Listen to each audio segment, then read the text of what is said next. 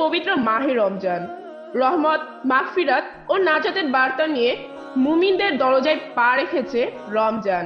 এই মাস আল্লাহ তাআলার পক্ষ থেকে অসীম রহমত ও বরকত নিয়ে আসে। রমজান মানে আত্মার পরিশুদ্ধি ও তাকওয়া অর্জনের মাস। বিশ্বজুড়ে মুসলিমরা ইবাদত বন্দেগীতে এই মাসটি কাটিয়ে থাকেন। শেষ রাতে জেগে সেহেরি খাওয়া, সূর্যোদয় থেকে সূর্যাস্ত পর্যন্ত পানাহার ও অন্যান্য নিষিদ্ধ কর্ম থেকে বিরত থাকা, সূর্যাস্ত যাওয়ার সঙ্গে সঙ্গে ইফতারি করা এবং রাতে তারাবির নামাজ পড়া।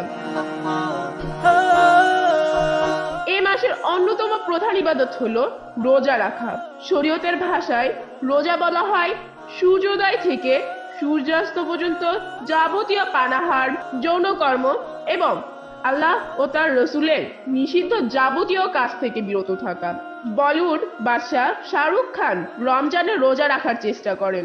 এক সাক্ষাৎকারে কিং খান নিজেই জানিয়েছেন সে কথা। হিন্দুস্তান টাইমস জানাচ্ছে 2013 সালে ঈদের চেন্নাই এক্সপ্রেস মুক্তির পর ভক্তদের মুখোমুখি হন শাহরুখ খান।